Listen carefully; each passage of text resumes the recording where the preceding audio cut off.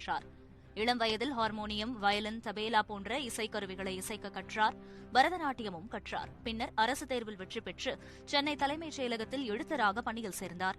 நாடகங்களில் நடித்து வந்த விவேக் நடனத்தையும் மிமிக்ரியையும் பார்த்த பாலச்சந்தர் 1987 மனதில் உறுதி வேண்டும் படத்தில் நடிக்க வாய்ப்பளித்தார்.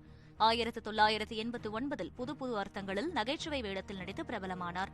மின்னலே, பெண்ணின் மனதை தொட்டு, நம்ம வீட்டு கல்யாணம், தூள், சாமி போன்ற படங்களில் நகைச்சுவையில் சமூக சீர்திருத்த கருத்துக்களை புகுத்தி ரசிகர்களை சிரிக்க வைத்ததோடு சிந்திக்கவும் வைத்தார்.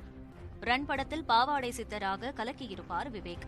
அள்ளித்தந்தவானம் படத்தில் விவேக்கின் நகைச்சுவை நடிப்பு பெரும் பாராட்டுகளை பெற்றது. சிறந்த நகைச்சுவை நடிகருக்கான தேசிய விருதையும், 4 முறை தமிழக அரசின் விருதையும், 4 முறை பிலிம்பேர் விருதையும் பெற்றார். சின்ன கலைவாணர் என்று அழைக்கப்பட்ட விவேக்கிற்கு மத்திய அரசு பத்மஸ்ரீ விருது வழங்கி கௌரவித்தது. 2021 ஏப்ரலில் உடல்நலக்குறைவினால் 59 வயதில் காலமானார். சின்ன கலைவாணர் என்று புகழப்பட்ட நடிகர் விவேக் பிறந்த தினம் 1961 நவம்பர் 19.